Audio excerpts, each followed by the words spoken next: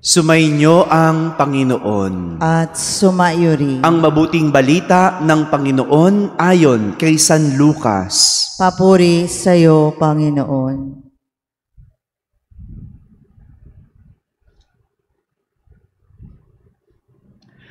Noong mga araw na iyon, umahon si Jesus sa isang burol at magdamag doong nanalangin.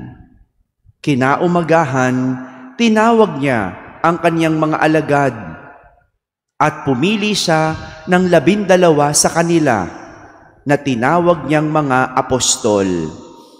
Si Simon na pinangalanan niyang Pedro at si Andres na kanyang kapatid, sina Santiago, Juan, Felipe, Bartolome, Mateo, Tomas at Santiago na anak ni Alfeo, si Simon ang makabayan, si Judas na anak ni Santiago at si Judas Iscariote na nagtaksil. Bumaba si Jesus kasama nila at tumayo sa isang patag na lugar. Naroon ang marami sa kanyang mga alagad at ang napakaraming tao buhat sa Judea at Jerusalem at sa mga bayan sa baybaying dagat ng Tiro at Sidon. Pumaroon sila upang makinig sa kaniyang mga pagpapagaling sa kanilang mga karamdaman. Pinagaling din niya ang mga pinahihirapan ng masasamang espiritu at sinikap ng lahat ng tao na mahipo siya sapagkat may taglay siyang kapangyarihang makapagpagaling ng lahat. Mga kapatid, ang mabuting balita ng Panginoon. Pinupuri ka namin, Panginoong Hesukristo. Isang magandang umaga po sa inyong lahat. Ipinagdiriwang po natin ngayon ang kapistahan ng mga apostol na sina San Simon at San Judas Tadeo. Bukod sa ating ebanghelyo na narinig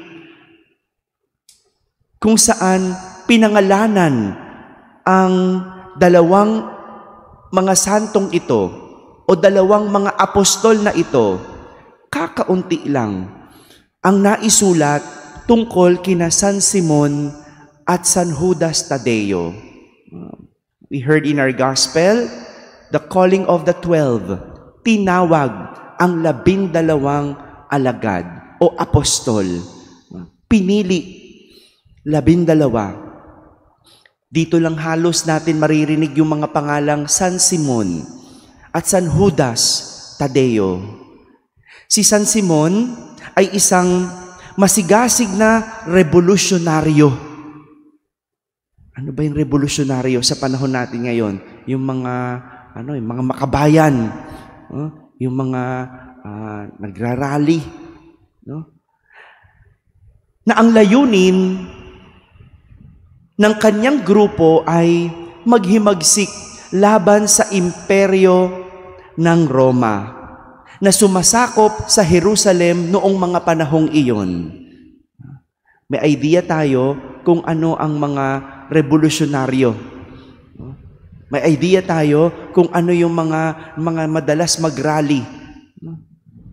Yan, si San Simon. Samantala, si San Judas Tadeo naman ay nanggaling sa Galilea.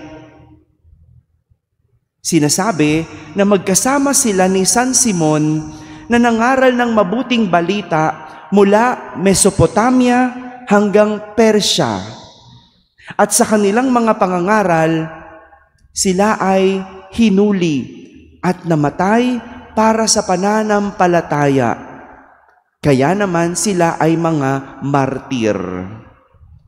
Namatay sa pananampalataya, kaya't martir. Wala mang maraming naisulat tungkol kina San Simon at San Judas Tadeo, hindi man sila laging bida sa mga kwento ng Ebanghelyo.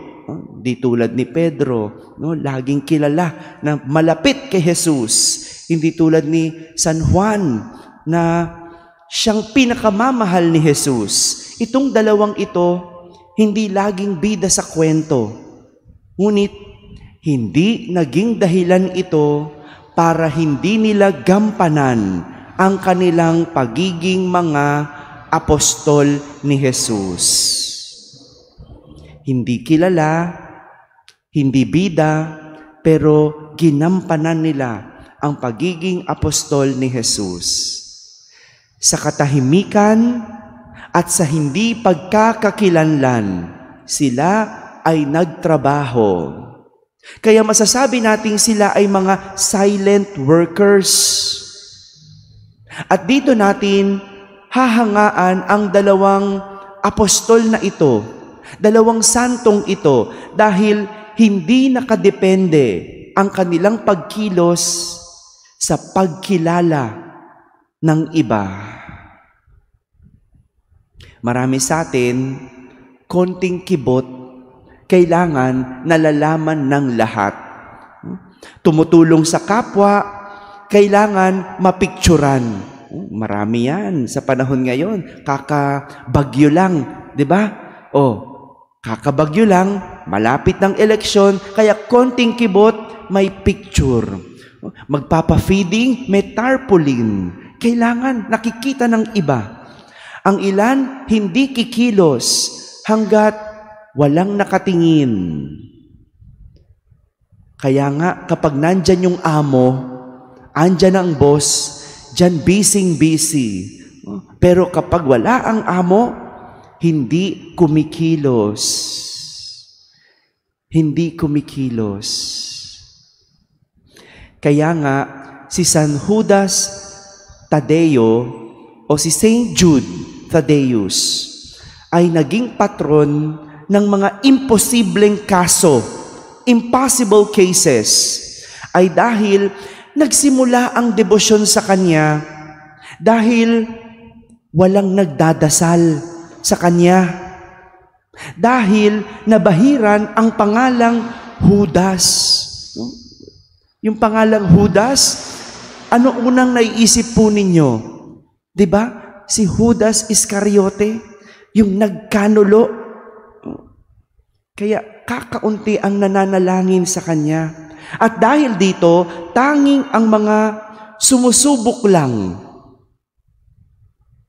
Tanging ang mga desperado lang ang siyang tatawag at nananalangin sa kanya. Doon nagsimula yon. Kaya pala siya yung patron ng mga imposibleng kaso, impossible cases, hopeless cases.